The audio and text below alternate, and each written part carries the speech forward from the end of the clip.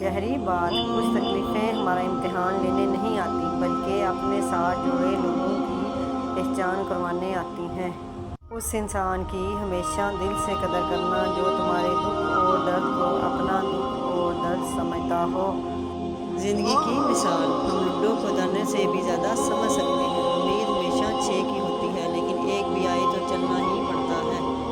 ہم سب مر جائیں گے، یہ حقیقت جاننے کے باوجود بھی ہم ایک دوسرے کے دل دکھاتے ہیں، ایک دوسرے کو اذیت دیتے ہیں۔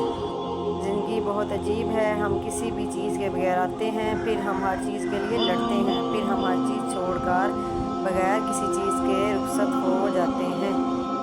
دو قسم کے لوگ کبھی عزت دار نہیں ہو سکتے، ایک چمچہ گیر اور دوسرا منافق۔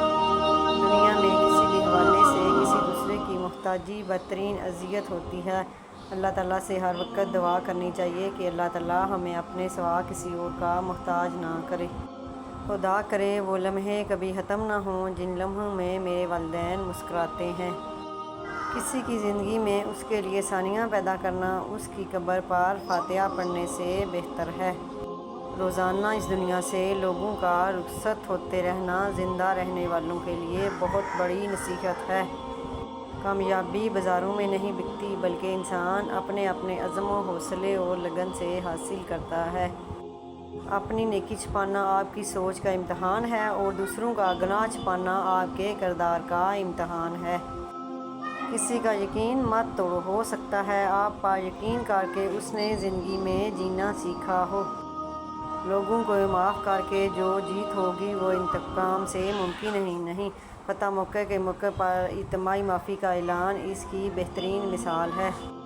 مضبوط تو بہت ہوں مگر پھر بھی ٹوٹ جاتی ہوں، کچھ باتیں سن کر اور کچھ لہجے دیکھ کر۔ مجھے اپنوں کے اجنبی رویے بہت تکلیف دیتے ہیں۔ لوگوں کی باتیں پتھروں کی طرح ہیں، ان کو پیٹھ پر لادو گے تو یہ پیٹھ ٹوٹ جائے گی، ان کو اپنے قدموں کے نیچے برج بنا لو تو ان پر چڑھ کر بلند ہو جاؤ گے۔ اللہ پاک کا بنایا ہوا ہر شخص مکمل اور خوبصورت ہے، خامی اور کمی تو ہمارے اخلاق اور رویوں میں ہوتی ہے۔ جب انسان اپنے رب پر اس قدر بھروسہ کر لیتا ہے کہ اس کے علاوہ کوئی بھی اس کی ضرورت پوری کرنے والا نہیں، تو اللہ بھی اپنے بندے کو مایوس نہیں لوٹاتا۔ اور پھر سب کے الگ الگ مکان ہو جاتے ہیں، ہم بہن بھائی ایک دوسرے کے مہمان ہو جاتے ہیں۔ نکاح کے بغیر انسان کا تقویٰ ہر وقت خطرے میں رہتا ہے۔ اللہ سب کے نصیب اچھے کرے اور سب کو نیک اور صالح ہمسفر عطا کرے، آمین۔ خود کو غلط سمجھنے کی توفیق بھی اللہ تعالیٰ کی طرف سے ملتی ہے، ورنہ تو لوگ غلط ہوتے ہوئے بھی خود کو صحیح ہی سمجھتے ہیں۔ اگرچہ مختصر رہیں لیکن مخلص رہیں، کئی بناوٹی چاہنے والوں سے ایک مخلص چاہنے والا بہتر ہوتا ہے۔ کچرے میں پھینکی گئی روٹیاں یہی بیان کرتی ہیں کہ انسان پیٹ بھرتے ہی اپنی اوقات اور اپنے رب کو بھول جاتا ہے۔ کسی کا برا چاہنے سے پہلے یہ بھی سوچ لیں کہ آپ بھی اس دنیا میں ہی رہتے ہیں۔ باپ ایک ایسا پہاڑ ہے جن کے سائے میں بیٹیاں راج کرتی ہیں، اور ماں وہ ہستی ہے جس کی دعاؤں میں رحمت برستی ہے۔ ہر رشتہ کہیں نہ کہیں مان توڑ دیتا ہے، ہر تعلق کبھی نہ کبھی بھرم کھو دیتا ہے۔ یہ صرف اللہ تعالیٰ کی ذات ہے کہ جس کا عشرہ ہمیشہ قائم رہتا ہے۔ حق پرست بنو، جو جہاں غلط ہو اسے وہاں غلط کہو، جو جہاں ٹھیک ہو اسے وہاں ٹھیک کہو۔